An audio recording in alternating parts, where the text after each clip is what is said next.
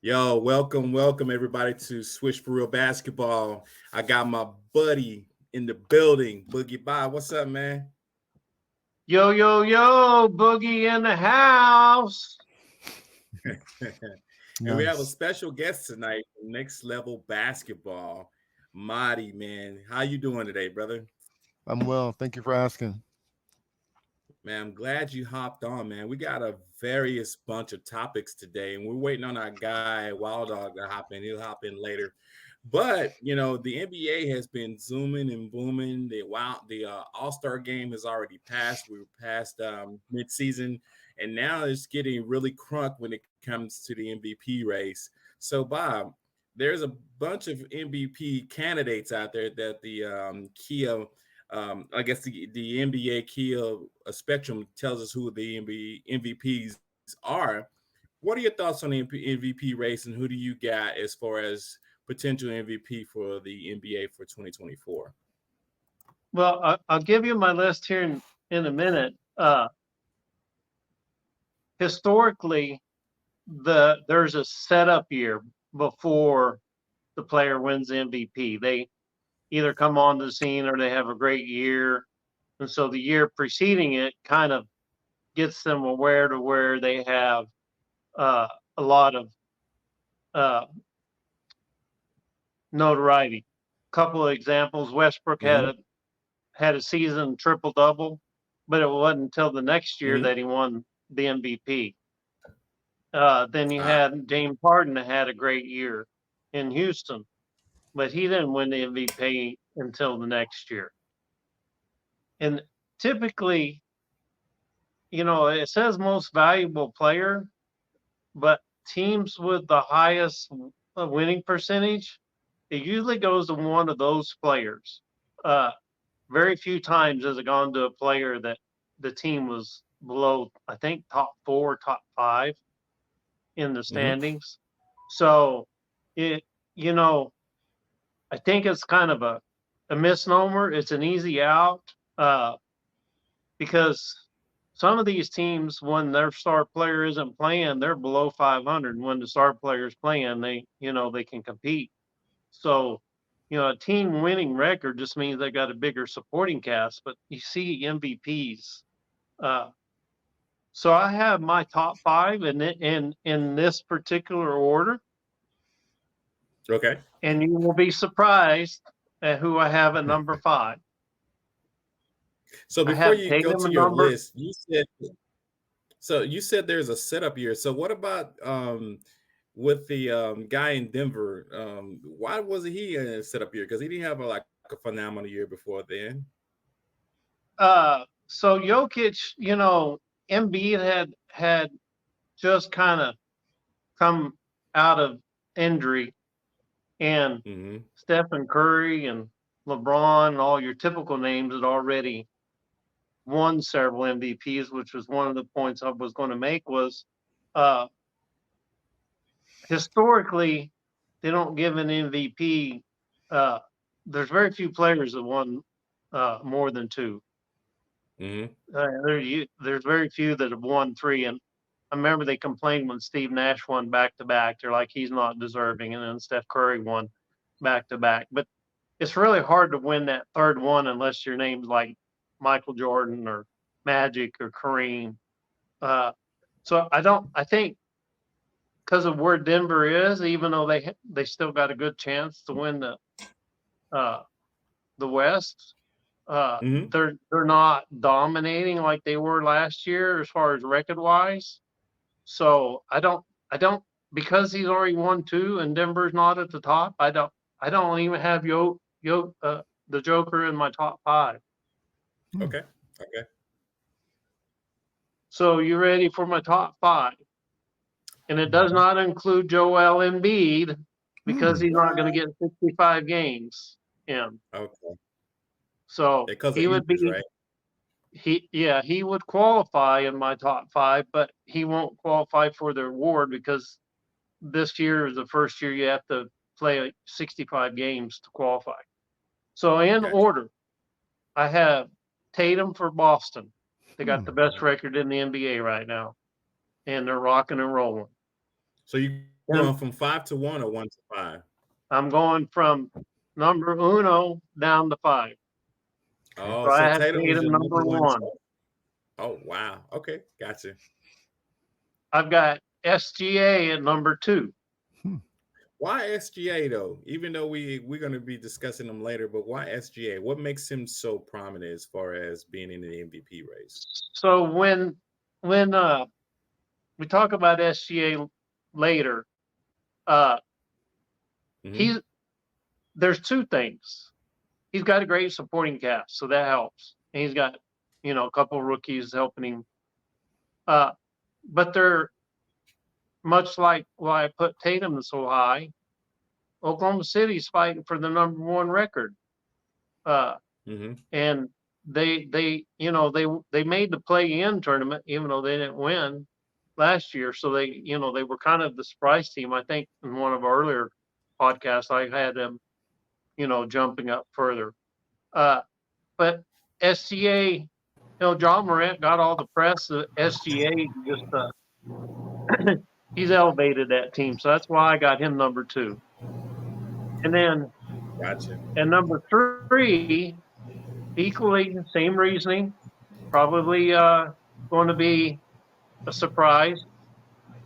I got Cat, Carl Anthony Cat Towns. Lee? Carl Anthony Towns. Okay. Wow.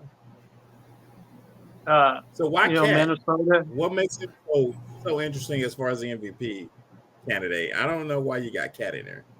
Uh, because well, one, Minnesota's got the best record in the West right now. Uh, Hmm. he can score. He plays defense. He rebounds.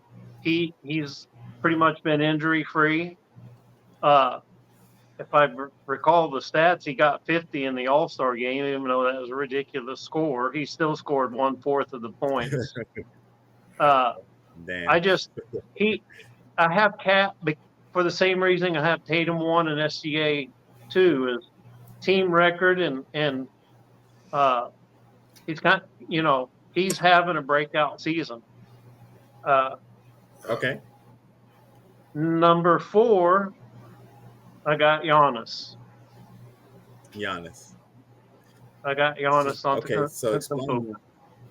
He's won Okay. So one. explain. Yeah, he hadn't won the three like I talked about or two. He's won one, and so I have him there. And then you're going to be really surprised that I got the next one ranked at number five. I got Okay. Luca at number five. Hmm.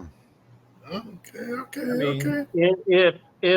If the Mavericks were the number one, number two seed in the Western Conference, Yeah. then I would have Luca much higher. And he's definitely made the team better. And as I started, is the MVP often goes to the team with a good record, not necessarily when Luka isn't playing, the Mavs are, are, are below 500. And that's been since he's been here. He's having a phenomenal season, even for him. He's shattering all kinds of records. Uh, so to me, it's not so much I don't think he deserves it. I just think this is the setup year for him, mhm. and Yeah, it's right. the team record is the reason why he's not getting a lot of national press because uh, right now they're just you know uh, so the rankings isn't so much because of the player; it's more the standings of where those teams that they play on. Uh, Mhm. and that's a function of how much talent they got around them. Uh, but MVP voting, like I said, is it's almost the most valuable team, the most valuable player on the best record team. Very rarely, I think Elijah one was one of the ones that won it one year when they weren't the best record. So that's my reasoning. Right. It's Okay. I mean, I would probably have Luca as at your number three on that list. Reasoning because he does have a capability to be an all-star regardless of how who's on his squad, and also he's pushing and elevating the Mavericks to where they are now. So they without him, I don't think the record would be where they are. They'd probably be 10 or maybe even 11 without Luca. But with Kyrie, that elevates them to that spot where they're at now, as far as if I was to say if Luka wasn't there, they'd probably be at the 10 spot with Kyrie. You know what I mean? But I get what you're saying. I still would elevate Luka to the third spot.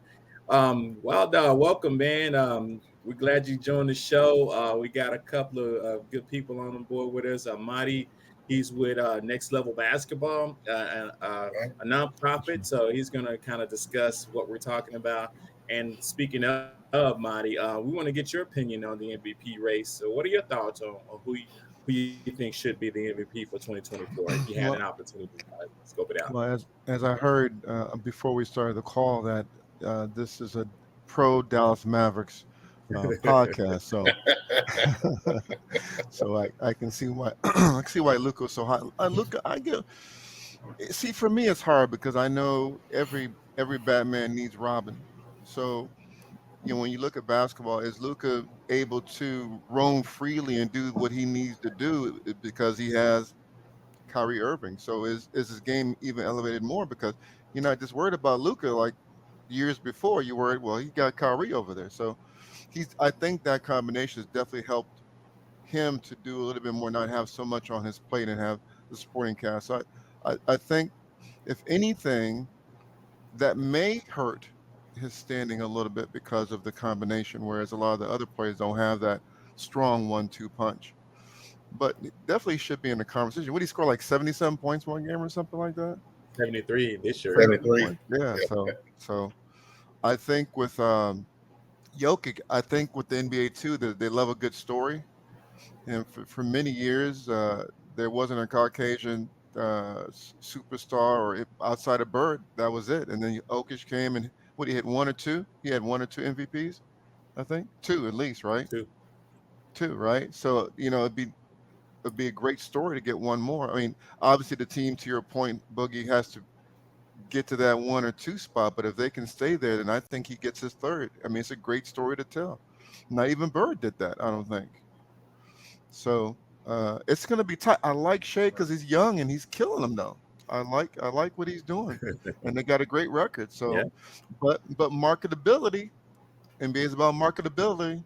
Do you have a clean cut guy, or do you have a guy with So, I don't know. There's a lot of politics involved. I don't know. Oh, Wild Dog, your opinion on the MVP race. I know you have a lot to say about it, but I mean, like to his point, SGA is kind of a forerunner to me, but I don't know. So, what are your thoughts on it?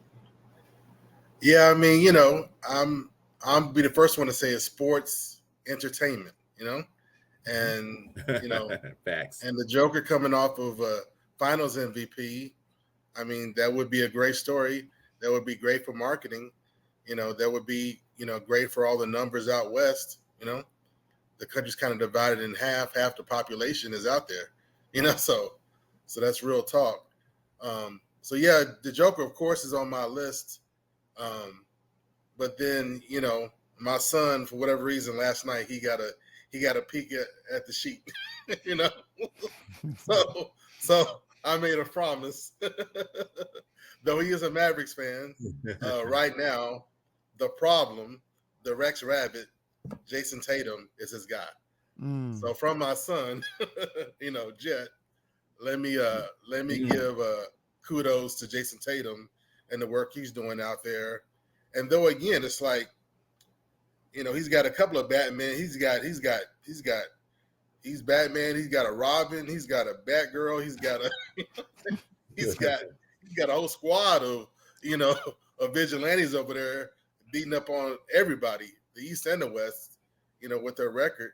So like Boogie was saying, the very best team, the very best record, and the very best player on that team is got to give a spotlight. So I was like, son, I'm not mad at you, but that's not where I'm going with this, So, and then to back you up, SGA was at the top of my list, right? To give him his props because, like Boogie was indicating, this kind of recognition, you almost have to already earn it. You know what I'm saying? Prove it and earn it in advance of when you actually get awarded it. You have years to be like, why did this person, if you look at history, somebody be like, why did this person get it over that person? You have to look at the 5 years before leading up to it. That's why this person got the votes over someone else.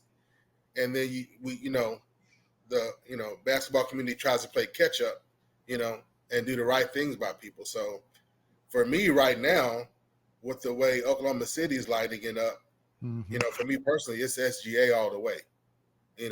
Because he's young, because he's fire, and because he's making that turn, and the turn he's making here, especially with year 5, having to deal with the whole COVID and the bubble, that's a little different kind of interruption in guys' careers.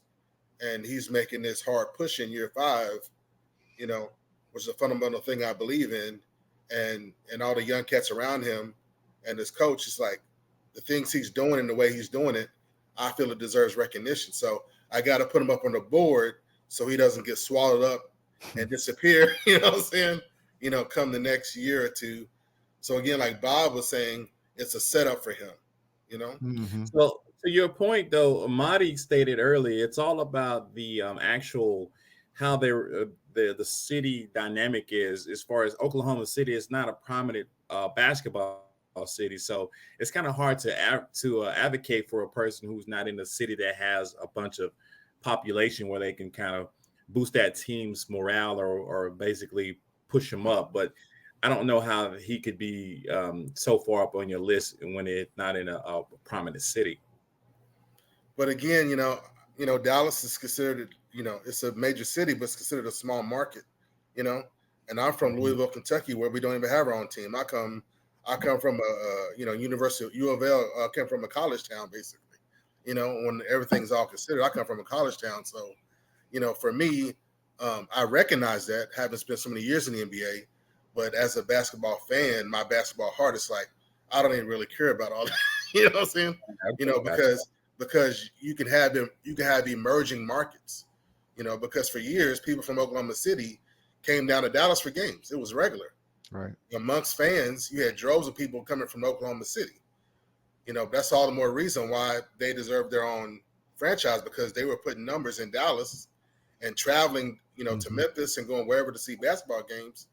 And they deserve their own stadium. They deserve their own team, So we can still consider them It is emerging. the only pro sports team in the whole state, unless you count the paid Oklahoma Sooners football team. But Oh wow. he is the only Oklahoma City Thunder is the only that have a AAA or used to have a AAA baseball team, but it is the only professional.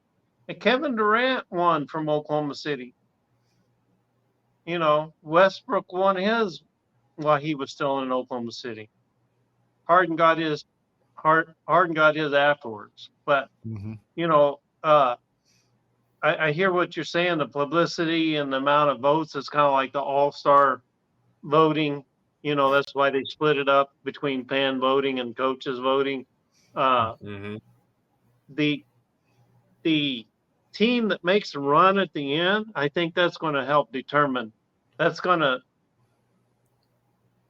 kind of shake out the wheat and the shape, and we'll see. But it's just you can make a case for any one of them. They're all great players. I think it's going to come down to historically what voters have done, and not necessarily who is deserving. And that's a lot of times why we don't have unanimous votes on MVP, because some voters, a lot of times, they'll make a statement, they'll make a statement with their vote. They know who's going to win, but they take their vote to make a statement, I'm not sure about Tatum, though. we talk about setup years, and we know this. I'm sure all y'all know on this call, Tatum is good in the season, but when them playoffs come,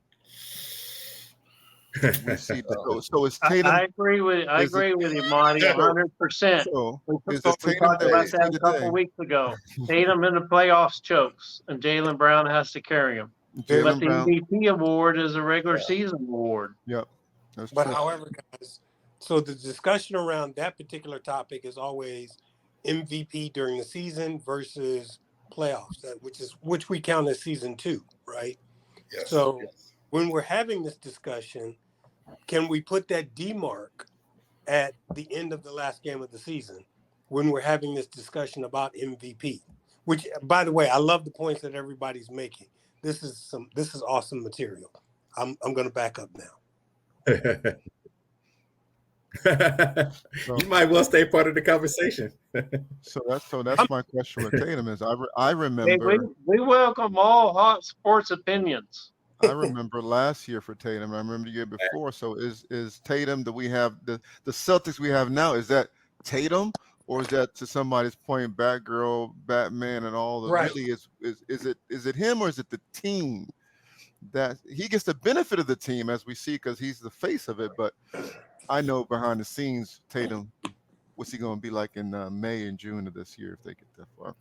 Absolutely Right. true. Yeah. So, Wilder, can you finish with your point so we can kind of get your perspective on that MVP race? Because I'm not so sold on SGA. I like SGA, but I don't think he's MVP caliber in my opinion. But I'll let you continue. Big Mike, you know me. You know me. You know, I have a normal list, but then I'm like, hey, the dog gonna do what the dog's gonna do. You know what I'm saying? You know, and I'm still me. I'm still in here, and that's just who I am.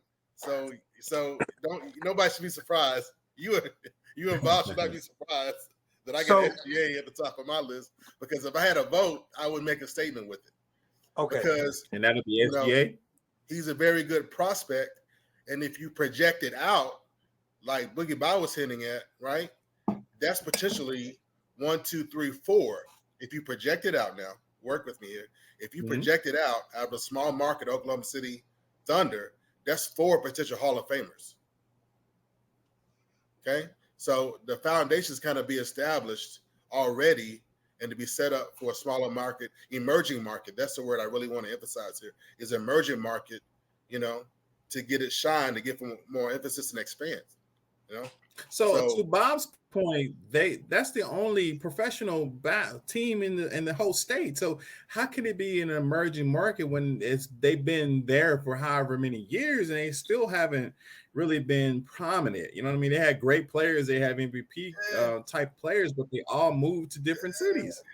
Okay. But it's kind of sticky icky, Big Mike, because, you know, I mean, like I said, they was traveling.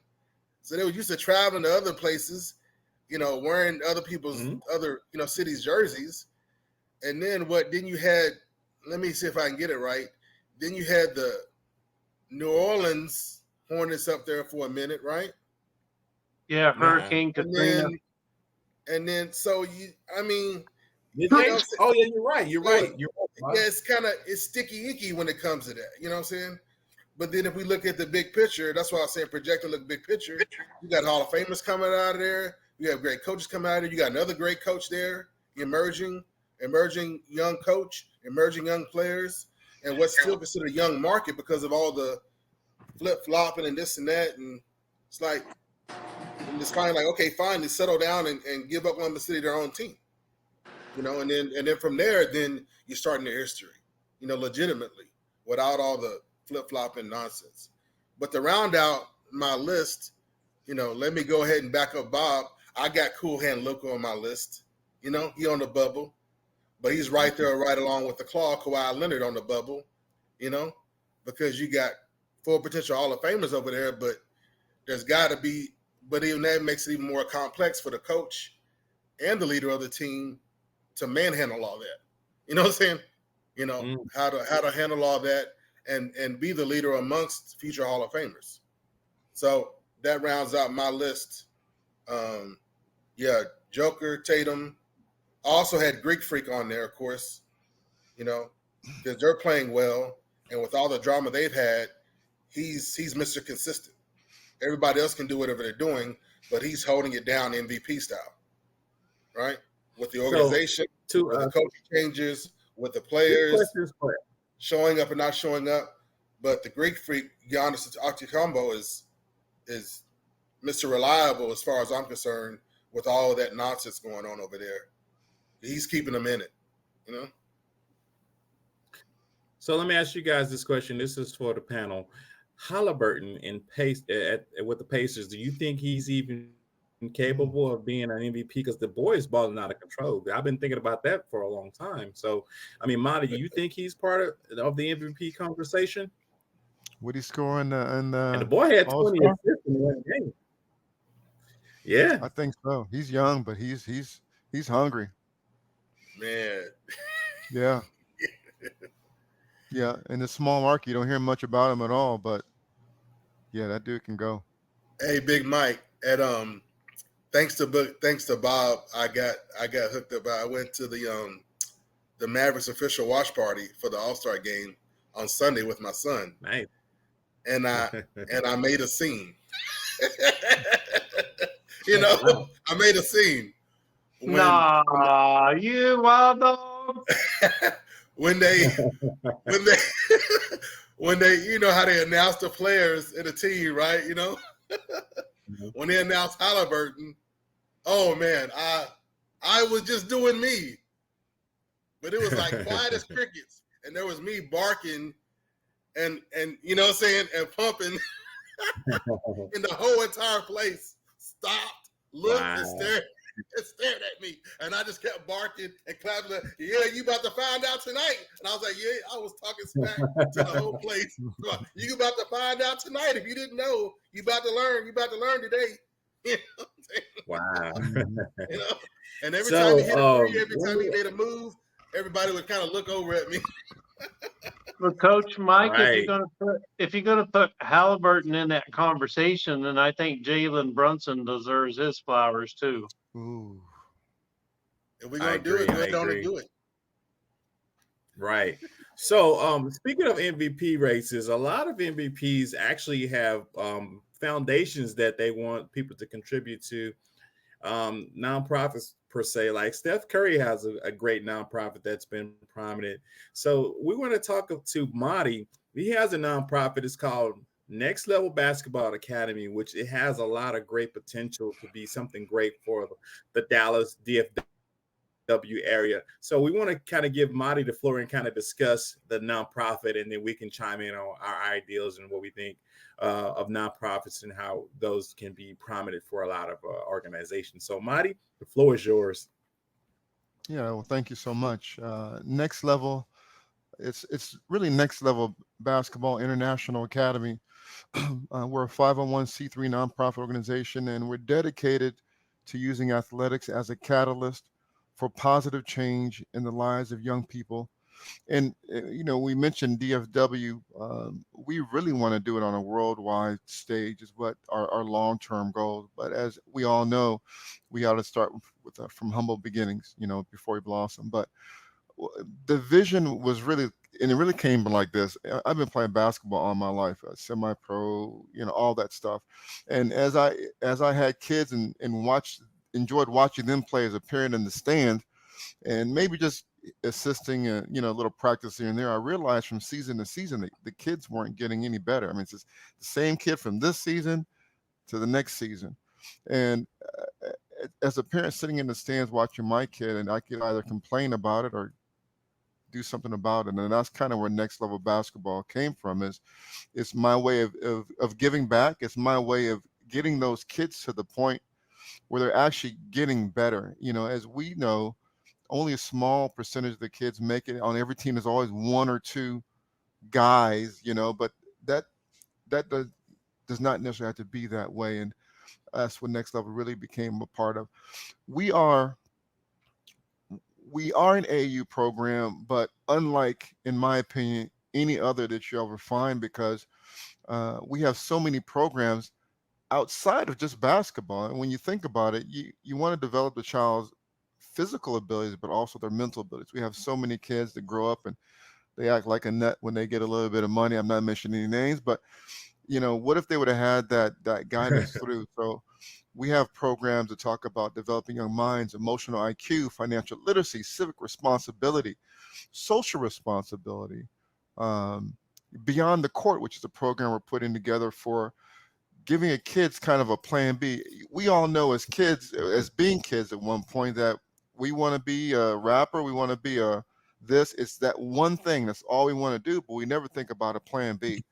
So Beyond the Court is a program that we're putting together that prepares kids for, what if you don't make it? What do you do then? And starts thinking about developing how to put the resume together, how to interview, and just things about anything beyond the court. And we're looking to partner with different businesses and corporations to help develop that program and bring athletes and folks into that program to look at that. So when you think of AAU, you think of basketball. When you think of next level basketball, we're far more deeper than that. So very excited about putting that together. Nice. Hey, I Marty, appreciate you telling us. I want to come speak for Yeah. Beyond the Court. That's Yeah. one of the things I do. I speak to young people about, after playing A, B, and C, it's like I tell them about. Let me keep it short. Like I was at a camp, short, fat, black, ugly kid. I always had to prove myself. It's like, but then by the end of the camp, I was with all the elites, right? And then when they went to go travel for games, they left me behind. I was like, as hard as I worked and I proved myself, you want to leave me behind. And there was guys like shaking their head, and the coaches, I was like, you know what? Out of all of us, I'm going to be the one to win state. I won state. I'm going to be the one to make it to the show, to make it to the league. And I spent 12 years at the NBA, right? Wow. But I spent most of my career working for Texas Instruments and Samsung. And when I was married, going to school, working 68 hours a week, thinking it was all over, I had my opportunity to join the Mavs Maniacs. In 12 years, I entertained and danced for the NBA, 8 years for the Dallas Cowboys, and all over the place. NBA AllStar entertainer. So that's the type of right there, right on point, right there is where I share with youngsters, and I would love to serve and come to speak. I'm a volunteer chaplain endorsed by the Assemblies of God. I'd love to get with you, and even on that point, come through and share a story that's really opened so many, ears and eyes of young people when I share my story with them, and they realize, oh man, it was like you weren't going to make it. Then you're in engineering and living your life and doing your thing. And then pow, not on the court, but on the court, but not as a player, Right. Because who's this, who's the executives, who's the coaches, who's the trainers, who runs the arena. I mean, there's all type of opportunities for you to be involved in sports entertainment. It doesn't always have to be, Right. MVP of the league, Right. MVP of the AllStar, MVP of the finals. You could be in a different uniform. Right. And I come directly from my own personal experience, and they can look me up. They can go on YouTube, they can go on IG and see me, shaking my thing, How long did you play for in the NBA? No, playing entertainer, 12 years. Okay. 12 years. Okay. So my dance team is known as the Mavs Maniacs for the Mavericks. I've seen you out there. Yeah. And we're known as the Dallas Cowboys for the Cowboys. So we've been at every Mavericks home game since 2002, and we've been at every Cowboys home game since 2007. Yeah. I think. So, Marty, let me ask you this. I was going to ask you this question, Marty. Though, for nonprofits, what are some of the tangibles with having a nonprofit, especially when you're an NBA player that has a nonprofit? What are some of the tangibles that we can kind of look at to make it prominent, or as far as being able to be a positive impact on kids and not even kids, but in communities? But what are some of the tangibles of having a nonprofit? I think one is that when you have a nonprofit, as compared to a for-profit, then we know that it's not about making money. We're not here to try to get rich. That's not why we're here. And we understand that when we get involved in nonprofit organizations, it's not about us. It's truly about giving back to the community or giving back to the children involved in the program. So I think people feel a little bit more comfortable that, oh, you're not trying to get $1, you're not trying to get to a mansion, you're not trying to get a Mercedes. You're giving back because you want to put something into someone and help them blossom and grow. So I think that's really the main thing. And when we looked at, do we go pro-profit or do we go nonprofit, that was a deciding factor on we need to go nonprofit, because we knew there'd be so many doors open that way to help people. That's the biggest thing. And it's true. It really is true that we would never experience on the for-profit side. So let me ask you Marty this question wanted. too. Go ahead, Bob. Yeah, Monty, I was going to say and Coach Mike can validate this. Even in coaching, the very first meeting we had the parents there, and uh, one of the principals, I always tell them we have three, but one of them I tell them, I said life lessons come through sports Mm-hmm. and how to overcome adversity, how Right. to overcome, how to never quit even when you don't get what you want, continue pushing forward and putting in the effort. And Wild Dog can vouch for this. Uh, People come to me for financial advice, even though I don't have a certified financial planner or I've got an MBA, but for a keen sense of teaching uh, financial responsibility. I've got lots of simple lessons that work well with anybody from age 6, 7, 8, all the way up to teenagers. Mm-hmm. Uh, so if you ever want someone that's not going to charge, just come in and give a layman's term of how to be money wise. Mm-hmm. Uh, that is one of my just fortes, and I don't think parents teach uh, as many kids as they should, nor the schools on how to manage finances or even give them an opportunity to manage finances. Uh, and Facts. Facts. in sports, teaching them adversity and teaching them life lessons, financial responsibility is one of those life lessons. You're right, and I would definitely welcome that. You said something very important, and it's so funny. And I don't think I realized this till later in life. But when you're playing a basketball game, that hour or whatever you're playing, it's like living life. I mean, the highs, the lows, all the emotional things that go into that. As I talk to my kids now, I try to tell them it's just like living 10 years in that 1 hour. And we have good times some weeks, right? And we have bad times some weeks. But we keep on going, right? And we don't stop, 8, 9, 7, 5, 6, whatever seconds go down. You don't want to give up. And that's why I like athletics so much, because if you can do that, and don't have to be necessarily a star, then it prepares you for life when there are real world life things going on. So to your point, and that's one thing I like about our programs, because I understand that it's the mental game. We people so focus so much on the physicality or the physical nature of the game. You can be the best dribbler in the Mm-hmm. world, do all the tricks, but if you can't put that thing in the game together because your mind's all loopy, then what's the point, right? And so I make sure I focus on developing the mind, developing the confidence, where so many coaches, no knock on coaches, but so many coaches focus on that W. They'll sacrifice a child that could be the next second coming because they got this guy right now that could win a game, and you sat this one kid down because he made a mistake, right? You sat him down because he made a mistake. What's he gonna do when he gets back in the game again? He's learned that if I mess up, I get pulled out, right? Mm-hmm. Confidence shot. Yeah. So So one of the things, whether it was a game or a drill, because I got it from my hockey coaches, was discipline. And you know, you're the authority figure there, and some kids are put there because their parents just want a free babysitter, but they're going to be disciplined. And if one kid mouths off, the whole team is going to run sprints. They're like, right, I'm not the one. I'm like, well, you either part of the team or you're not. I was like, you police your fellow players. Like, so everybody got disciplined.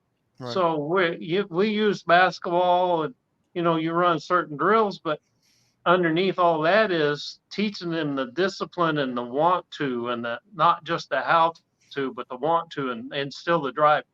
And the biggest credit was 3 year 20 2022, 2 years ago. Mhm. Players I hadn't seen in 3 years. They having a senior high school graduation party ceremony, and there were several families went in together. I had 3 or 4 players coming up to me and say, "Thank you, coach. Thank you. I've got this, and I've got a scholarship I'm playing here, or I'm studying this, or I'm doing that." They re, they remember you caring enough to plant seeds of them to transfer from a boy to a man. Right. And not every coach takes that opportunity, because I don't have any kids of myself. So, but you have immense impression at that age that you can instill things in them and they will remember them for a lifetime. Yep, that's I true. agree. So me as being a former coach, I can I can counter that, not counter that, but I can commend you on what you've done as far as me as a coach. I had the same experience with kids that went on to college and did great things. But when I think of a nonprofit, not only do it does serve the community, but we are actually the ones who have an opportunity to, like Marty said, build on these kids' character, build on these kids' financial stability, as far as getting them the know-how to build themselves up when it comes to finance and how to be a good character, especially when it comes to young boys. You have to have good character and be able to build yourself from the point you are at a young age until you become an adult. So having good coaches, having good programs available for these young men, especially in this generation, it's a testament to how good they can be when it comes to how they succeed in life, as far as education wise, as far as family wise, as far as finance wise. But yeah, I'm totally in agreement with all that. And speaking of good players and kids back in the day, SGA, we're going to push over to him.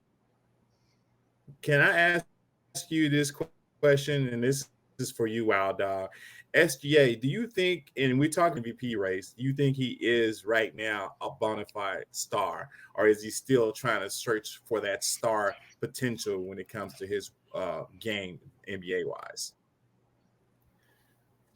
I feel the young man is a bona fide star, and that's why I feel like it's important that, you know, on my part, I speak up for him, right?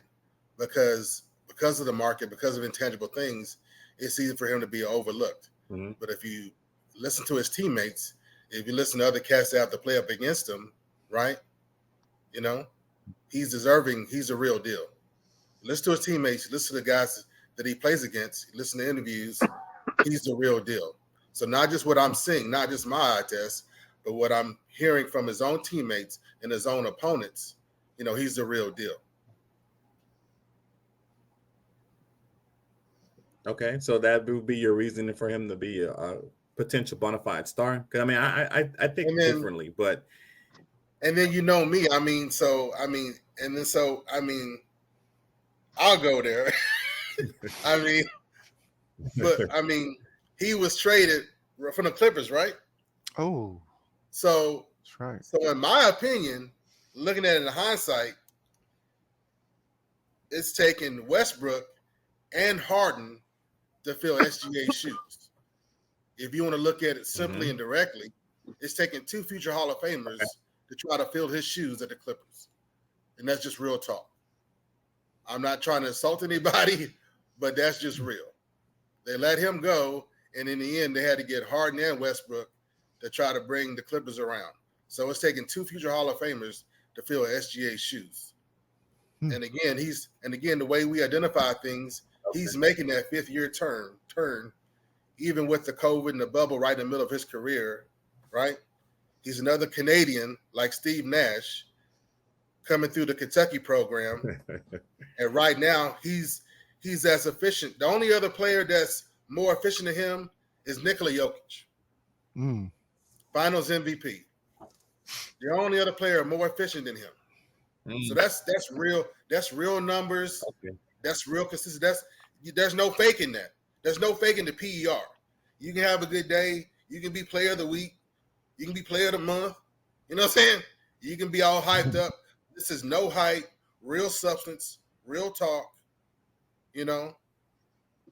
And I feel like they got a great coach, but he's the center of everything, the core of everything that the Thunder are putting together and that they're doing. And that's for real. Small market, and not getting his flowers from the media or whatever, but I'm not even about that. It's a dog. SJ is a dog. And the numbers don't lie. Oh. And the reality of it, I'll say it one more time. The reality of it, you traded him away, but it took you bringing in 2 Hall of Famers to try to fill his shoes. So, Bob, you agree with that? Because I mean, I'm still on the fence of him being a bona fide star because he still has a long way to go, in my opinion, maybe 2 or 3 more years to get there. But do you agree with what Wild Dog said? Hardly. There was a great article on ESPN just yesterday about SGA and the trade, and Doc Rivers begged them, said, "Is there any other way to get this trade done without including SGA?" And he's followed a similar path to a couple other players. I pulled some statistics, which I'm going to go over in a minute. But he played shooting guard when he was at the Clippers, and he was backup. He didn't switch over to point guard. He even played shooting guard at Oklahoma City for a year or two and then switched over to point guard. But here's his statistics, including the Clippers year. These are points. He averaged 10.8, 19, 23.7, 24.5, 31.4, and this year 31.1. Mm-hmm. There's only one point guard that I know of who increased his scoring average for 8 consecutive years in the NBA, and his name is Derek Harper. Field goal percentage, 47, 47, 50, 45, 51, and this year 54%. 3-point field goal percentage, 36, 35, 41.8, 30, 34, 37. So if there's a weakness in his game, his 3-point shooting percentage career rise is around 34, 35%. Respectable. But if you want to be in the 50, 40, 90 club, then you got to get that up to 40%. His assist, 3.3, 5.9, 5.9, 5.5, 6.6. They talk about dominant and making other guys better and getting that. So if you want to be a bona fide superstar, you need to get close, in my opinion. On assists, you need to be knocking on the door of double digits on assists. So I think, as he gets more players around him, with Chet Holmgren, Giddey, and Case and Wallace, those assist numbers come up as evidence. This year he's averaging 6.6, but that's still pretty low. Free throw percentage, 80, 80, 80, 81, 90, and 88. So to me, is he a scorer? Yes. Is he a superstar? Maybe. Time will tell. The eyes say yes, but the smell test, not quite there yet. Well, the question was, is he a bona fide star? Star, not superstar. Star, right? So I have his. Well, I mean, his PER, player efficiency rating, is 30.6. His PIE, his player impact estimate, which involves the intangibles that you were talking about, Boogie, is 19.4. That's nearly double of a quality guard. Nearly double. His PIE, player impact estimate, is nearly double a quality guard. And the fact that he's a combo guard, 1 and 2. But they have him playing right. So that's what I was saying. They got him as shooting guard. So to your point, I mean, not to your point, but Marty, what are your thoughts on it, man? You think he is a bona fide star right now? I mean, I meant to say superstar in essence, but I mean, it's all the same thing to me. But what are your thoughts, Marty? You think he's got the ability to be something more of what he is now? Ability, yes. I think, to your point, his game has increased every year. If he can be consistent, and I think next year do the same thing. I mean, they have the team, they have the players around him, right? And they're a young team at that, and he's young too, right? I think so. I think so. And the league needs another star. We're always looking for that next replacement player. So I think he's the one. I think he's the truth. To see how he takes care of his game, and if he's looking at the stats like we're looking at it now, then he's going to be better. He's going to be much better. And he seemed like a humble guy. So the marketing machine, I agree. The marketing machine is going to love him. but he's not I there agree, quite man. I yet. think he Not has a yet. long way to go. Yeah. I mean, in my opinion, I He's think on he has at he's least on 4 the years to cusp. go to be Yeah, he's on the bona cusp. fide super. He's on the cusp. So I mean, but like you I said with the mean, he was smell test right now, it's just to me he was an all-star he's not starter. there. Am I not right? Am Yeah. I wrong about that? Yep. Yeah, Was he he a started starter in the this year. all-star game this year? Yeah, It's his first one, right? yeah.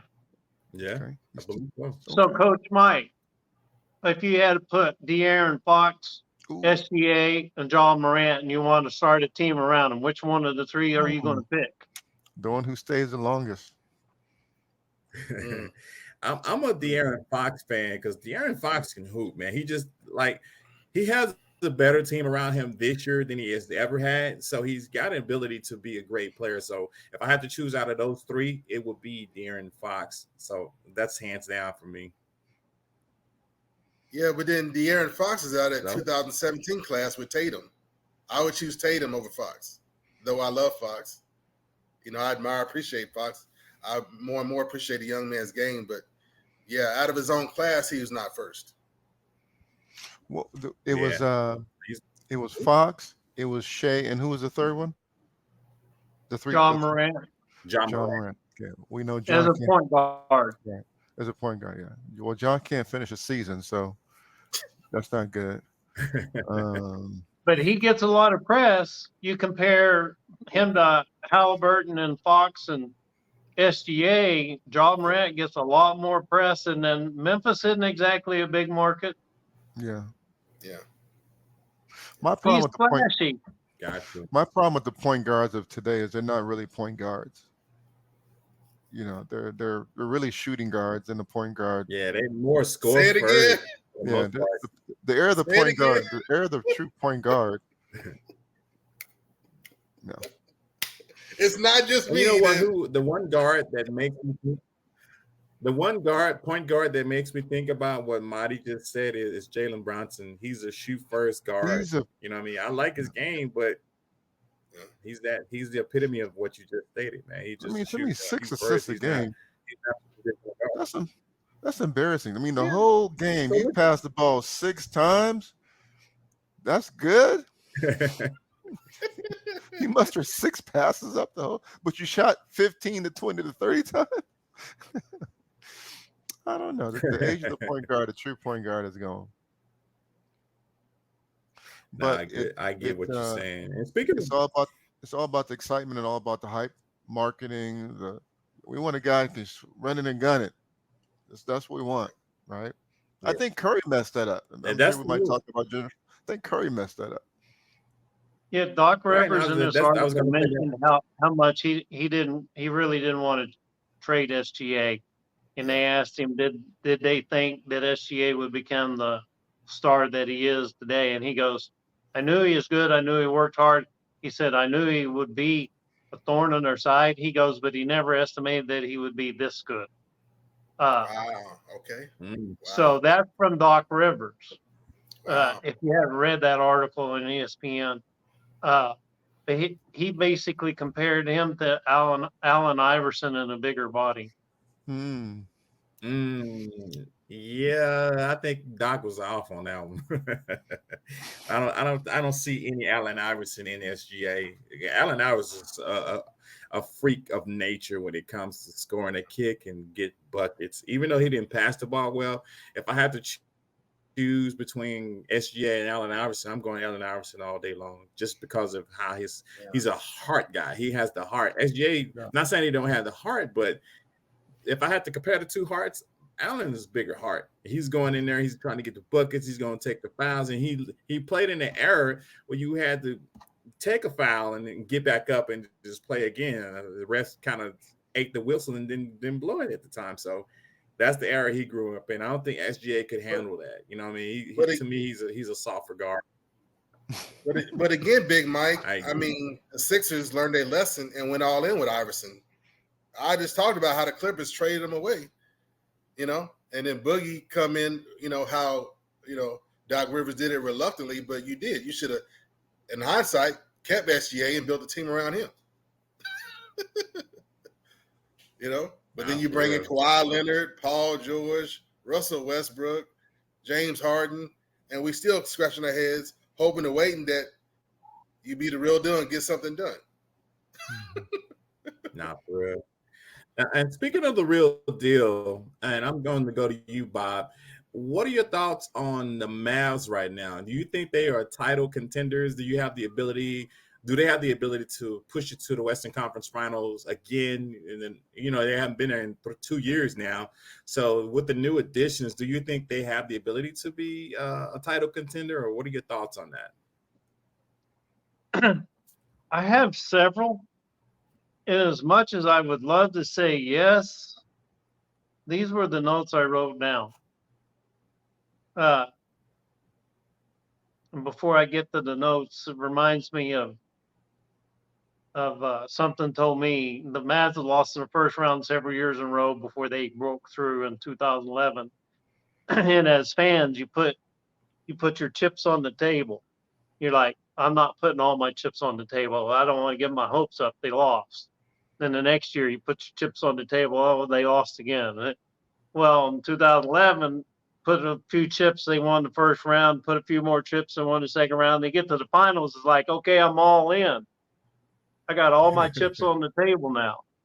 So I'm a cautious. I've got a few chips on the board for the Mavs. I think they're more well-rounded after the trade. They are a more complete team. They're a definite threat.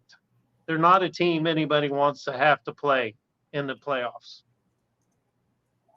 Without at least one home series, I don't consider them a contender. The only team that has won an NBA championship without having at least one home court series was the 95 Rockets.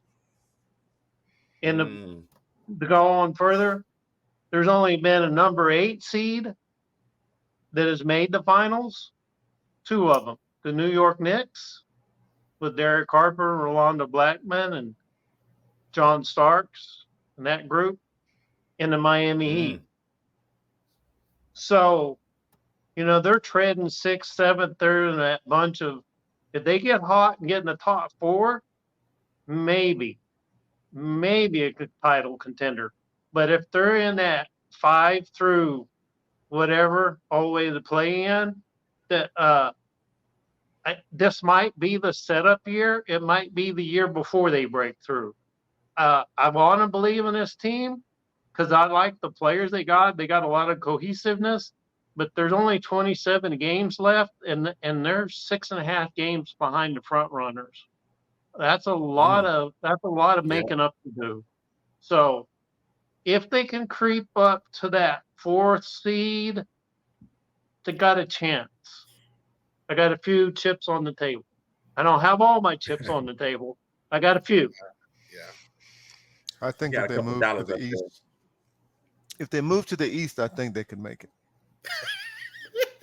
So the Knicks have a better record by 1 win than the Mavericks. You guys might not invite me back anymore.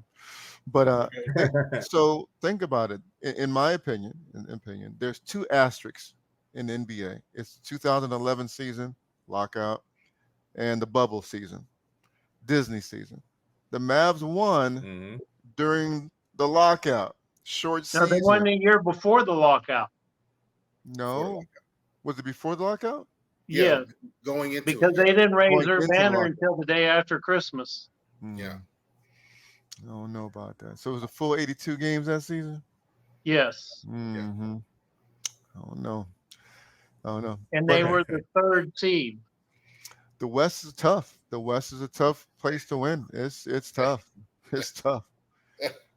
When you got teams like Oklahoma that traditionally have been in the bottom part and they're in the top, and then you still got the other top teams in the top, and the Dallas is the same Dallas. You said they have some new players. Hopefully those new players are able to make an impact. But the West is tough. It's always been tough, but you got young teams balling now. It's gonna be interesting.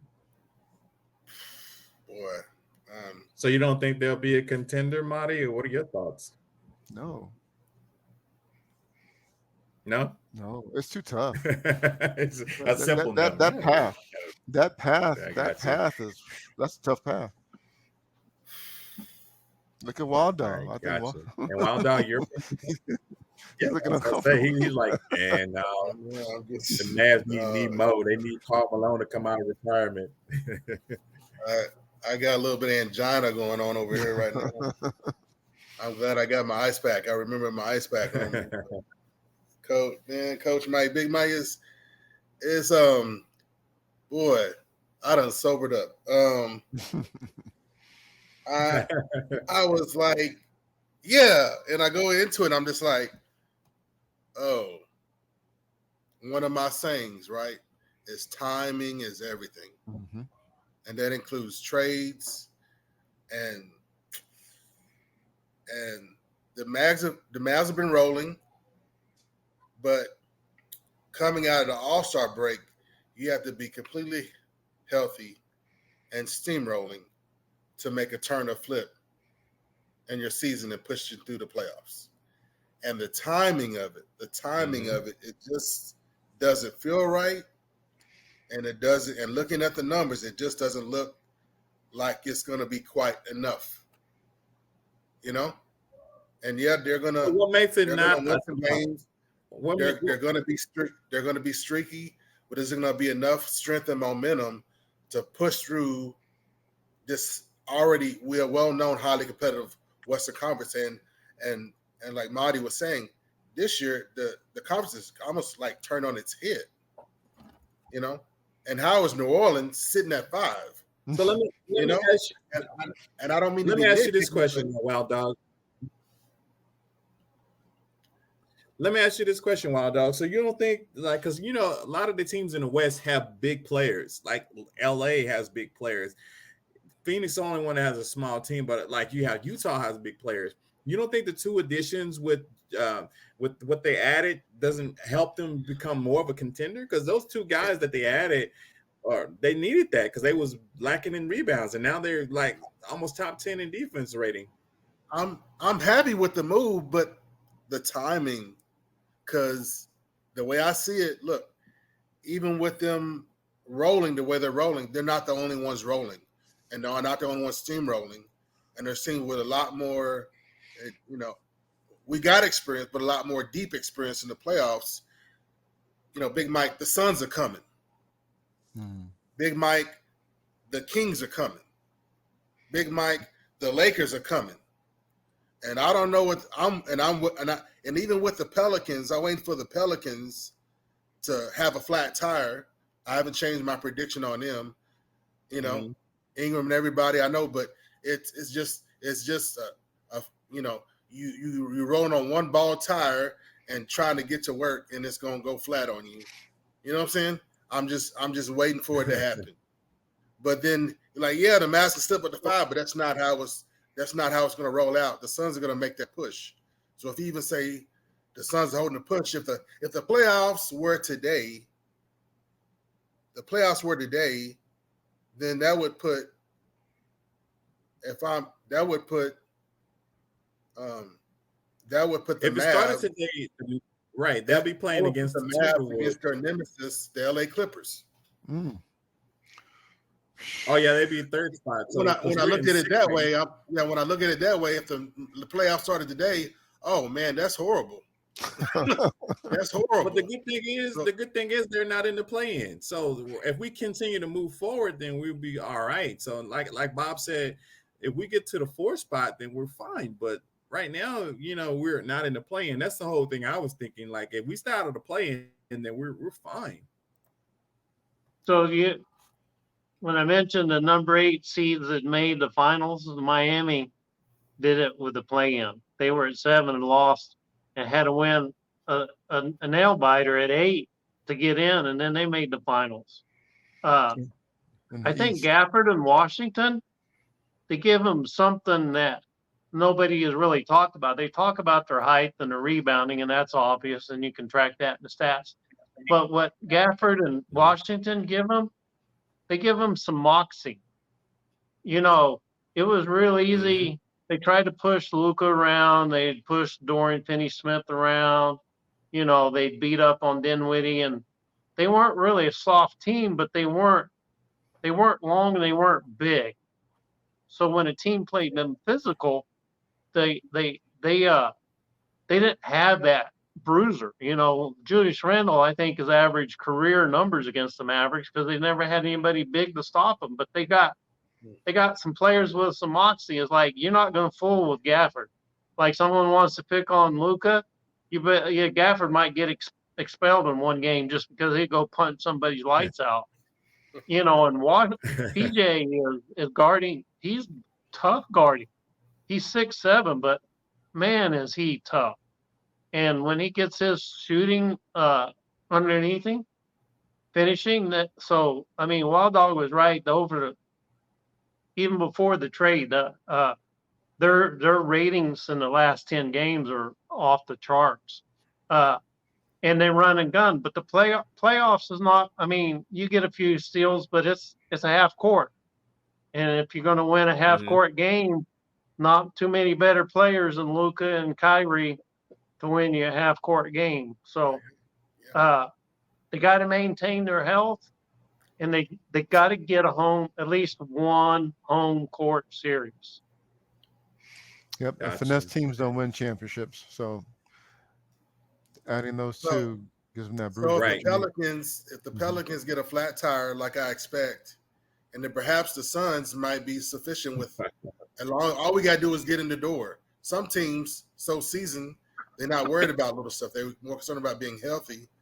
If they concerned with just having their foot in the door for the playoffs, and Lakers could be the same way. As long as we get in the playoffs, then we know we can do our thing, and it doesn't matter. Then there's a window. There could be possibly a window for the Mavs to shift on up so they can get in a better situation, because playoff time is going to be ugly. It is just going to be ugly. Gotcha. I agree. So speaking of like the Lakers, they are actually a great franchise. And when we talk about great franchise, Marty, I'm going to go to you. In your opinion, who's the most storied franchise that you can think of? I mean, they have phenomenal players. They are nostalgic. They have developed great chemistry as far as with their city and fans. Who you would consider a storied franchise? So I'm not a fan of this team, I'm about to tell you, but to answer your question, I would say the most consistent storied franchise I'd say is the Celtics. Is what I would say. The Lakers it's the Lakers, the Celtics, but I will go with the Celtics over the Lakers. The Lakers to me are trying to be this. They're trying to live up to that deal from the 80s and stuff, but they're not there. The Celtics are just the same old. They're a little darker. They're a little darker now, but they're the same Celtics. Monty, you remind me of a joke when I first became a Maverick fan. Mm-hmm. They called the Mavericks they called them the Celtics South because all their players were Caucasian. Mm-hmm. Yeah. And Bob, who you think is a storied franchise? In your opinion, I agree wholeheartedly with Marty. And flags fly forever. Well, they got 18 championships. Mm-hmm. 17. 17. Yeah. Lakers have got a few. The Heat 17. haven't been around as long, but my third team that I listed, I actually listed the Bucks because when Kareem Abdul, before they became the LA Lakers, they were the Minneapolis Lakers. So I kind of look at the old school Bucks that were the original Minneapolis Lakers and segregate that. But so if you count Lanier and Abdul-Jabbar and all those that played for the Minneapolis teams, or Milwaukee teams, then I'd put the Bucks up there. But hey, we're always talking about organization, me and Wild Dog. It's kind of hard to argue with the Heat. I mean, they've been in 2 of the last 4 NBA finals. Like, 6 of the last 10.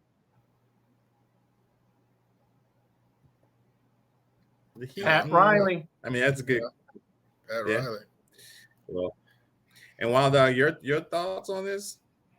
But I'm way old school, black and white film. You know what I'm saying?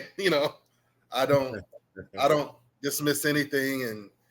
And when Marty mentioned the Celtics, I perked up because they, Boston's been very consistent with their team, their organization, and built a team in the state. And they got Red Auerbach, and if you look at it, even now you can find a connection still going back to Red Auerbach for coaches and staff, on the Boston Celtics. So, their history and their ties, it's consistent. They stay true to themselves. Yes, very true to themselves. Yeah. But when I look at the data, when I look at the data, I'm like, here come them Lakers. Here come them Lakers. So, in 1947, the now defunct Basketball Association of America, the Lakers won that championship. The BAA went away, and they turned around and won back-to-back championships by winning the NBA championship. So they're the first to go back-to-back. The Lakers are also the first organization to three-peat. And then with Pat Riley with the Lakers, trademarking three-peat. Because the Lakers owned it. They are the pro team that basically created that, whole scenario, And so back in the early days, and I'm just like, when you look at 32 appearances in finals, when I really consider 33, and what I really consider 18 and 14, not 17. I really consider it as an old basketball head, black and white. That's 18 championships, 18 of 14, right? That's the way I see it. And it just, from George Mikan, to Jerry West, to Wilt Chamberlain, to Kareem Abdul-Jabbar, to Magic Johnson, to Kobe Bryant, Shaquille O'Neal, to now LeBron James. That's a whole lot of deep stories and twists and turns, from the bad drama, like we talked about the last show, notorious organizations, and, the drama and the bad headlines, to being, storied and celebrated, and the Lakers have been in LA long enough and not going anywhere. And you got that gold, purple, and white all over the world, almost going head to head with the Chicago Bulls color scheme, the red, white, and black, and yeah. So, I got two takes on it. I recognize the longevity and the consistency and the truthfulness and the ruggedness of what it is for a man like myself. I grew up playing basketball on a dirt court with an old piece of plywood, with the ring from a rusted out, the top from a rusted out garbage can. Yeah. That was my first basketball court. That's where I learned to shoot free throws. Okay, so I'm not all about Hollywood. You know what I'm saying? So part of me is like, yeah, the Boston and the Bill Russell and the Red Auerbach and that gritty tenacity, and it ain't got to be pretty or it ain't got to be flashy, but we get it done over here type attitude, But then the entertainer in me also appreciates the Showtime, the Flash, and the Hollywood, and literally story. Kobe Bryant won an Oscar for writing his basketball and sharing his basketball story. So what do you do with that? Yeah. So that's the ultimate, reward for storytelling is an Oscar. So on this is Kobe's Oscar on top. Right. So let me ask the panel this. So let me ask the panel this: why nobody mentioned the New York Knicks? That is Mm, a storied franchise. I was thinking mm. somebody would say something about the Knicks, but nobody. They ain't won nothing. because they sucked for so long. Well, I the one that wasn't mentioned that I would have thought, the Spurs and Popovich are synonymous. Ooh, that's a good one. yeah, yeah. Yeah. And you talk about a class organization, the only difference between them and the Celtics and the Lakers is longevity. Mm-hmm. If you think of the Yeah, ABA true. Spurs, then but the Mavericks couldn't get to the NBA Finals because they had to either get through the Lakers or the Spurs every year. But I feel you, Big Mike. And, But the Knicks, and that's especially the why. Knicks.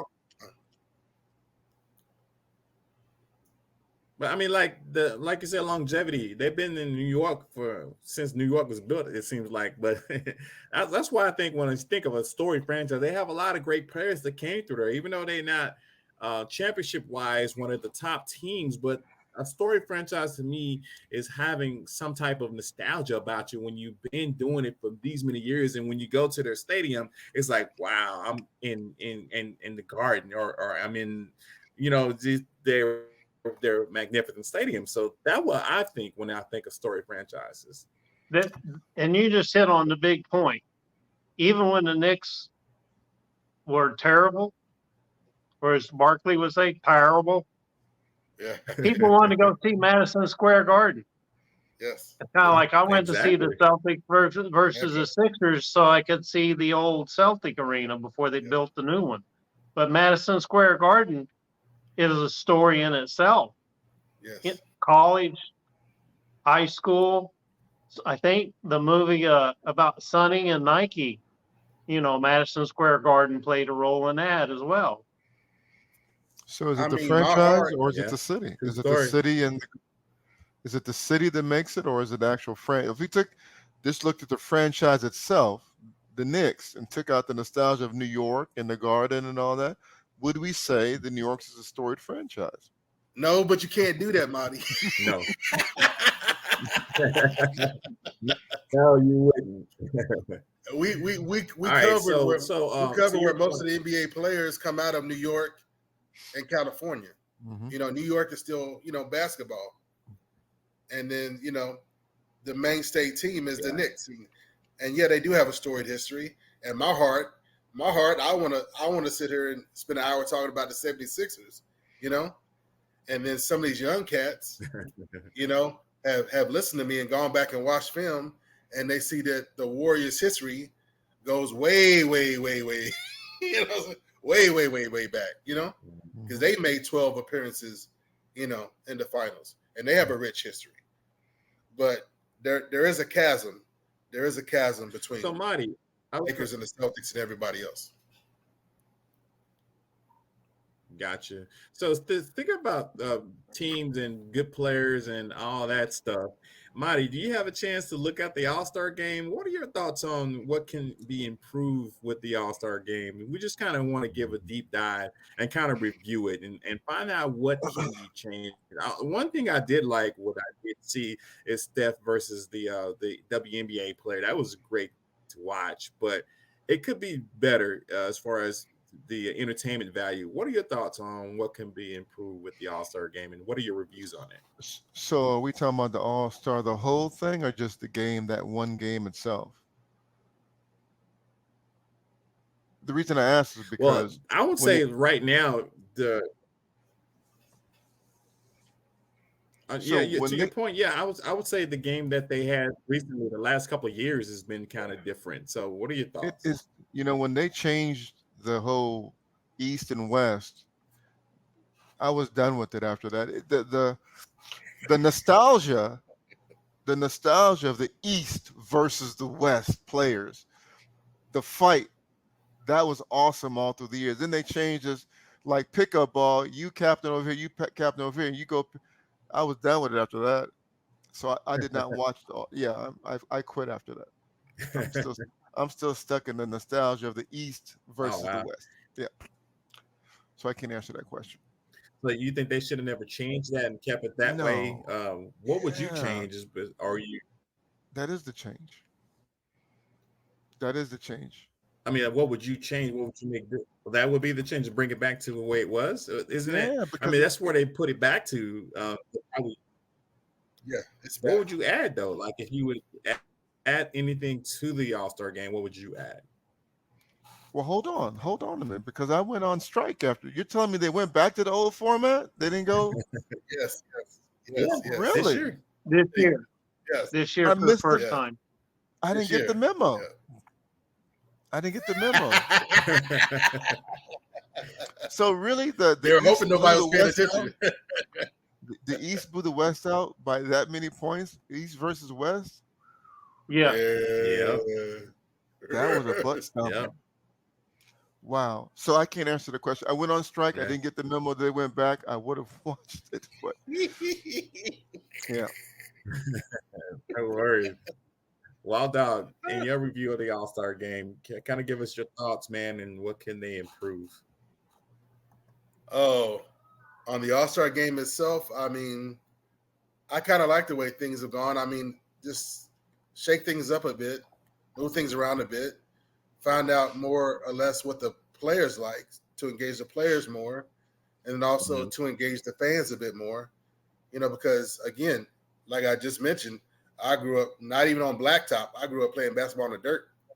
So and then coming up, it was all about I knew the league was there, but for me growing up, it was all about the Kings of the Blacktop. That's who my family, my friends all played. I can go see stars. Just walk down, to the rec center, walk down to my community park, and I can see stars play. I can see future ballers play. You know what I mean? So I like the feel. I like the influence of blacktop, basketball. I like the influence of kind of the Harlem Globetrotter, niche, parts of basketball. I like the influence of the big three, like we spoke about before, especially when it comes to All-Star weekend. But when it comes to the game, it is what it is. The game itself has changed.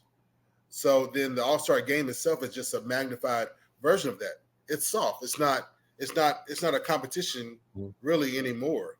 The rules of the game have changed, and then the All-Star game itself is just magnified part of that.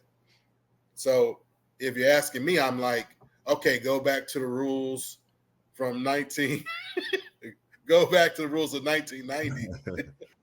Change all the NBA rules and how we, official the game back to 1990, and then that will have it. Then that will eventually, and then that will have an effect on the competitiveness and the entertainment of the All-Star game itself. And so, but when it's all said and done, it was like the intro of the players was very exciting for me, and then it was like, okay, and then when you had and then the only real highlight for me is really kind of, again, going back to kind of, backyard basketball, blacktop basketball, when Luka, Jokic, and SGA had the no dribble fast break. So for me, that's going to be a forever memory. You know what I'm saying? That was my highlight, and that'll be my forever memory, at least in the most recent 15, 20. That's going to be a highlight for me for All-Star forever. So more stuff like that. Maybe do a checklist, like you have to perform certain types of tasks or exhibit certain skills on the court for each team, and you have to check it off. You know what I'm saying? Like a no-look pass, a check, this team did it, or whatever, and then a no dribble fast break, you have to complete one, and it's worth so many points. I would go more left, more exciting, more that route. If they sit on the bench talking about, oh, let's do it, and they did in the game, that's my hop. That's a wonderful memory for me and my son. You know what I'm saying? After that, it was like it didn't matter. Nothing mattered. Even Lucas fumbling around, I'm just happy to be here. None of that mattered. All I'm going to remember is the three of them completing a no dribble, fast break. More of that, please. Gotcha. Right. Bob, in your opinion, man, reviewing the All-Star game for this year, what can improve and what are your thoughts on what they displayed this past Sunday? I kind of agree with Monty. I lost interest in the game itself. And I haven't had cable for years. I just over the air antenna, a couple streaming options, but uh, I think you and I we used to do scrimmages where they weren't allowed to dribble, and you had to scrimmage and get a shot, and so Mm-hmm. the best quote I heard from the All-Star game, Lucas said, "I was just trying not to get hurt." And Yeah. he said, "I don't bother to play defense because I don't want to get hurt." He goes, "Nobody in there wanted to play defense." So he said, "Shooter, shoot, score, score." So, I mean, entertainment value, if that's what they're trying to bring, okay, great. But the highlights for me, you hit on one of them, Sabrina Ionesco versus Stephen Curry for the three-point shooting. She dang near beat Steph Curry. He don't hit that money ball, he's going down. And then the other, now this wasn't Dominique versus Spud Webb, and this wasn't Dominique versus MJ, and this wasn't Vince Carter type dunk contest. But a guy from Texas, I think it's Texas Tech, 6'2", 195 pounds, G League. G Yes. League, not even not even a two-way contract. A G League player, Mac McClure, goes over Shaquille O'Neal. Shaquille O'Neal's what, 7'2", at least 7 foot. He goes over Shaquille O'Neal, and Shaquille O'Neal was not hunched over. He had the ball above his head. The kid goes over Shaquille O'Neal's head, grabs the ball, and dunks it.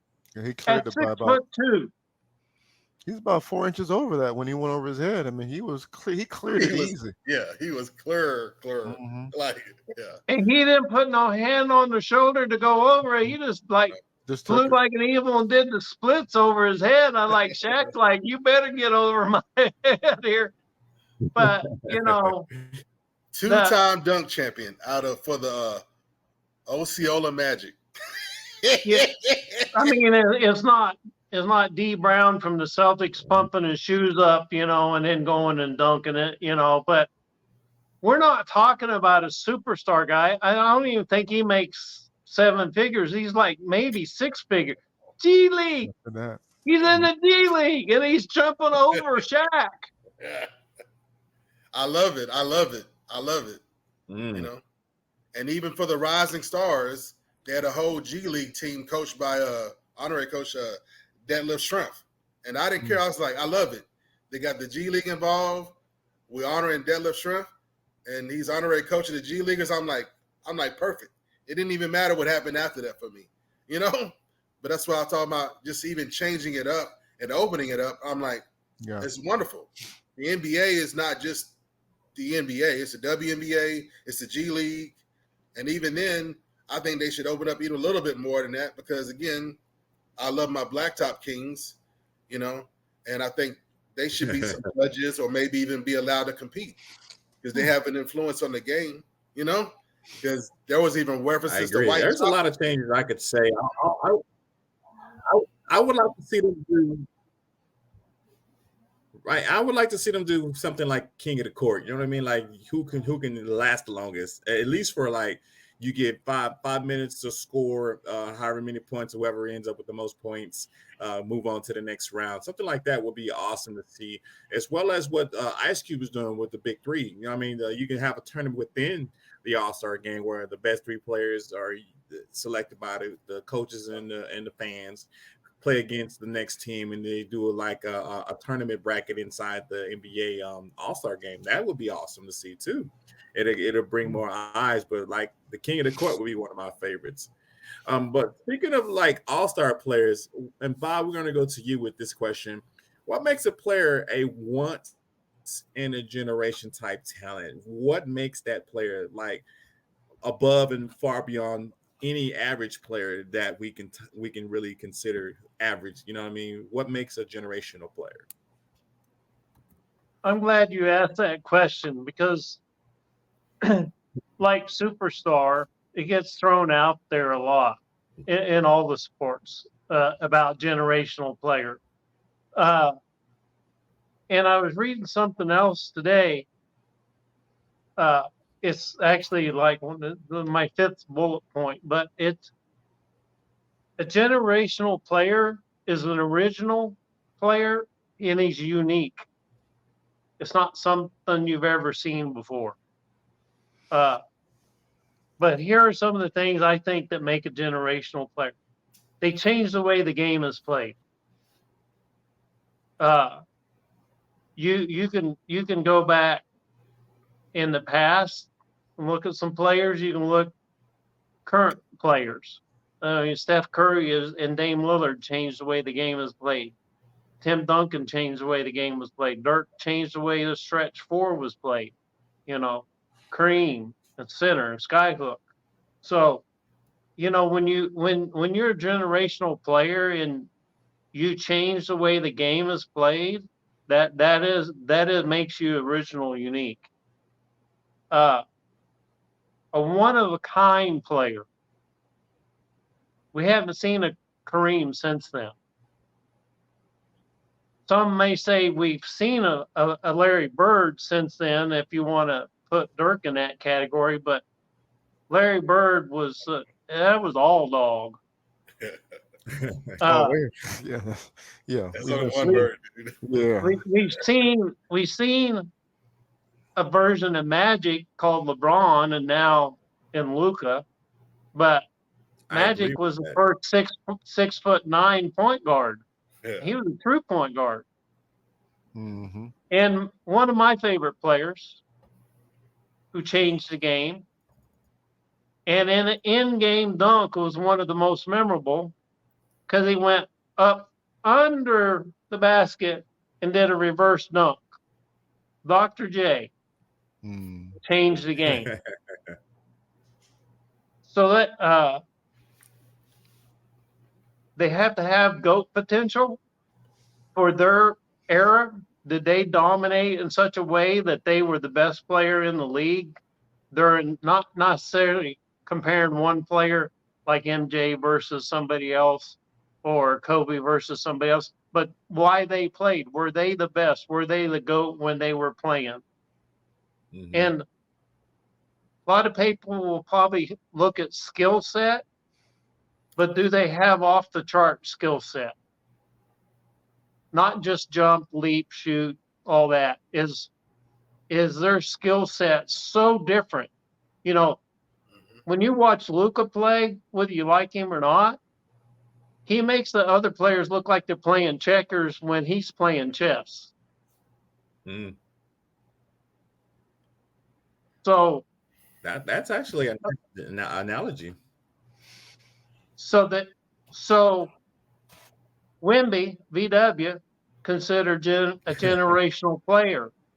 Uh, I got the privilege of seeing Ralph Sampson in college, so uh, we'll see. Time will tell. To me, uh, Embiid being more like Hakeem Olajuwon is more of that generational type of player, but original, unique, a one of a kind player. Makes a generational player. So, Wild Dog, in your thoughts, man, what makes it a generational player, and kind of who you have anybody in mind that, as far as current, would be a generational player? Yeah, Big Mike. I kind of went down a rabbit hole with this one, and I was like, stop, because I was thinking about all the great players, whether it was the eye test or the data. It's been a lot of great players who are just gone in obscurity, and I'm like, great players that I watched that I knew about, why aren't they as celebrated when you announce the top 70 or the top 50 or top 75 and these guys are getting their jackets and their rings, and it's like, nobody knows who they are, and the announcers are struggling and fumbling. The camera's panning, and they can't keep up with saying who is who. You know what I mean? And I'm just over here holding my head like, I know I'm old school black and white, deep in my history, and coming from Kentucky, black and white football films, black and white basketball films when there was nothing else on. But, you know, I just felt like all this generational stuff, I mean, especially the times that come up, I graduated high school in 91. I feel like it's all about your brand, your image, marketing. You know, it's 2023. The NBA is looking for a story, or like we mentioned, the next MVP who's up, you know, for marketing purposes, for expansion purposes, you know, to grow the market and the peak interest and to change it up. Why not someone where they like SGA or who's up next, rolling out, planning it out. So what you're saying is that you're saying that the NBA makes a generational player, or is that, I mean, as far as marketing goes, I'm not quite getting you. That the league and the corporations associated with the game can create generational players. No knock on the players. There's got to be some substance. You have to back it up. But I've seen and known much better players lost in obscurity. And then we try to roll back, hopefully while they're still alive, sometimes not, they're gone, trying to give them their flowers, trying to give them their roses. Give people their flowers while they're alive. Okay? You know? So it is what it is. You know, Jordan is what Jordan was, but 6 of 6, you know, is, you know what I'm saying, is not Bill Russell. Why are we knocking Bill Russell? But the brand and the imaging wasn't there or done, you know? And LeBron is not batting 100 for finals, but why is it a knock on him? You know, what's holding on to that? What keeps that edge over LeBron and his legacy? One, because he's still playing, he's young, but because of all the hundreds of millions of dollars poured into media and marketing and still sustaining now, you know, right now I got how many pairs of my son's collecting shoes for my son Jordan everywhere. That's all marketing and brand and image. Nothing against Michael Jordan, but that has a huge influence on it and moving forward. Yeah. Right? And it took Kobe's, like Kobe knew he would have an early death. He don't know when, but he knew he was going to have a half life. You know, to impact and solidify his legacy, and have Michael Jordan crying over him to help solidify Kobe's legacy. You know? But to me, somebody, I'd rather go back and listen to like now more than ever with like this podcast, right? And other podcasts. We got former players, former legends, and they have on guests, and what they talk about. What it's like, who they played against. They're giving people their flowers. You know, all hype and media aside, branding aside, they're giving players their flowers, who they played against. They're bringing in other legends. Who did you play against? Bringing up names and people and giving people their flowers who have been lost in obscurity. And I love it. I absolutely love it. So for me, when it comes down to it, I want to know, what does your teammates have to say about you? What do people that played against you have to say about you? And start from there. That's what makes a generational player. The people you played with and the people you played against, do they give the stamp of approval? Then we go from there. Then let's hype it up and brand it up. Otherwise, forget about it. I will go with De'Aaron Fox. I'll put myself out there. I'll take whatever heat. I'm looking at somebody like De'Aaron Fox. Oh no, this is this. Go with all the hype and looking at all the flash and the clickbait if you want to, but you watch the game, you pay attention, you listen to what his teammates say about him, and who are guys nervous, who are guys worried about when they have to go to town to play up against somebody? Who are they worried about? You know? I got you. So Marty, generational talent, and we're gonna top off the night with you, give your opinion on it, and kind of give us your point of view on that. Yeah. So when we talk about that, I to give someone flowers, I think Kareem is he's underserved as far as what he did. You think about it, how many years did he have the scoring title for? Like 40 years, something like that. The scoring title. How do you have the scoring title for 40 years? A center, which means you're not ball dominant. You got to depend on somebody giving you the ball, and you don't shoot 3-pointers, and you held it for 40 years. How is that not GOAT like? I don't know, right? It's ridiculous, but it's all marketing. It's all marketing, right? But here's the deal. So to answer your question, the generational talent that we're talking about, there's only a few. There's a lot of great players, there's a lot of legends, but the generational talent is all those. And there's only been a few. We've had Wilt. He was dunking on folks and he brought all that, right? There's Bill Russell, right? There's Magic, right? There's Jordan.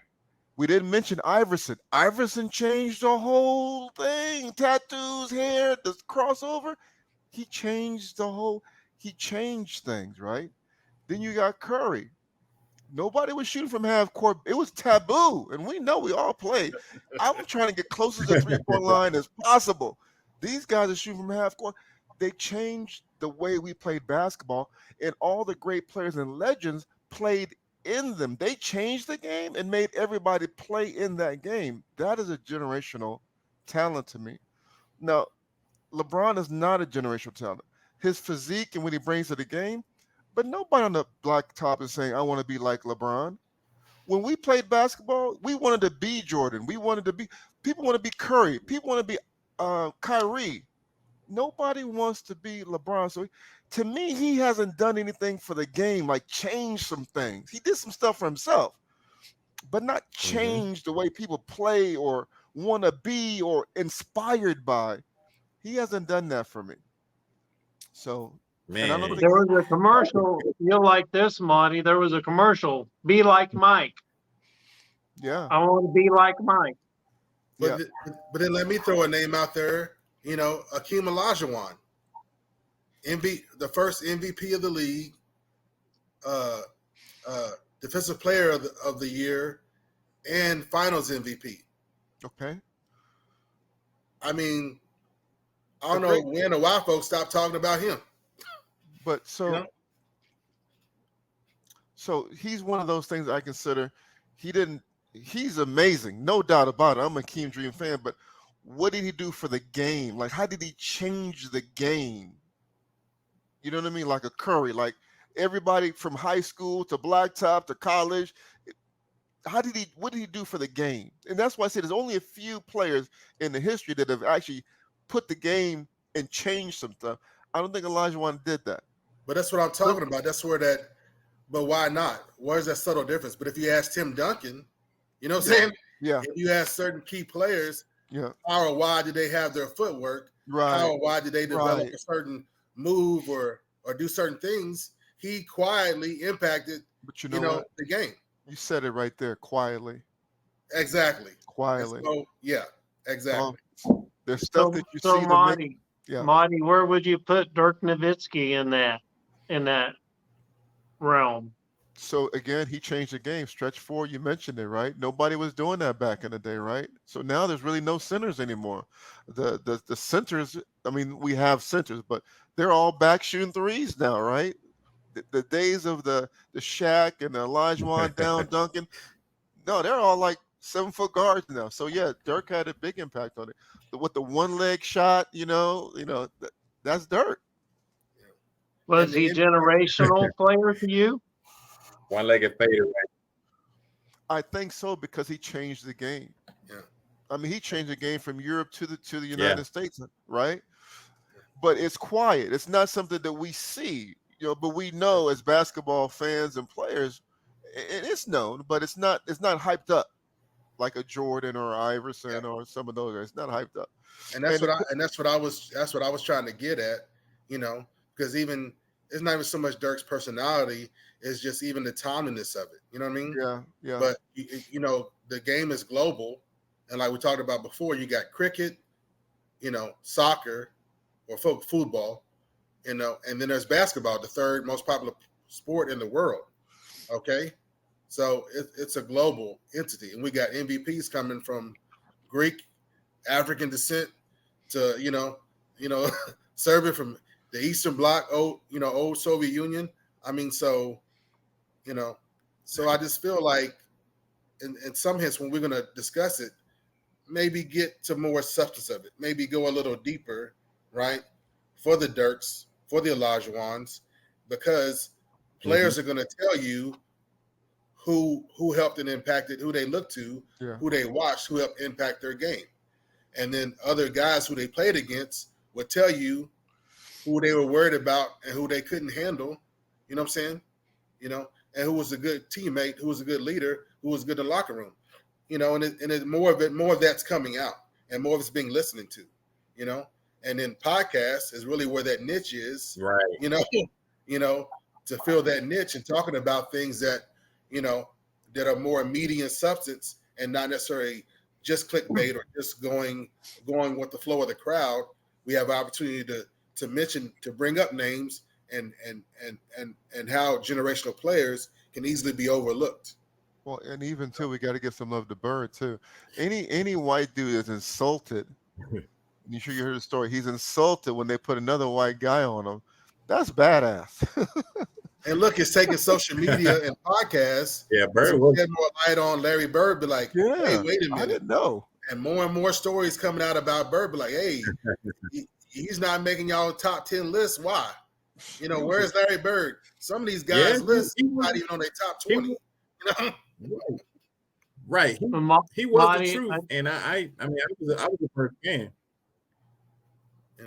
Wow. Monty, you were hitting on something that emulate. Because Michael Jordan, people wanted to emulate Michael Jordan, including Kobe. Yep. So, generational players, look, people emulating Dirk's one fadeaway, Kareem's skyhook, the dream shake, the Allen Iverson crossover.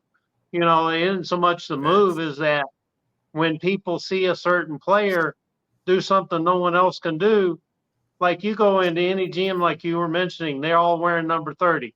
You can't get them to take a layup. They're shooting from, mid-court line or wherever they want to shoot from. It's like that, to me, like we've all been saying, they changed the way the game's playing. And when kids emulate somebody like that, that's a generational player. Not everybody can be 7'4" and jump through the roof like Wemby. Yeah. Agreed. And then each sport is a. Oh, I know this is a basketball. I was gonna say but each sport is. I was gonna say well, I'm sorry. So I was gonna say like when kids say when they're shooting in the gym, one person that when you shoot a jump shot, I always hear them say Kobe. So he's generational in essence as far as how he impacted the game. But tonight, guys, I appreciate everybody for coming on, man. The conversation was amazing. So we're gonna close it out. Start with you, Al. Where can the audience find you out? Social media, on the internet? Just give me your handle and let them know where they can find you. Oh, you can always find me on YouTube doing commentary or being a guest on a live or a podcast like here.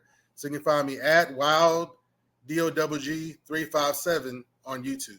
Again, that's at Wild DOWG 357 on YouTube. Blessings. Man. And Monty, man, for the Next Level International Basketball Academy, where can they find you out on social media, and just give them a little bit more about the program and just kind of where they can find you at?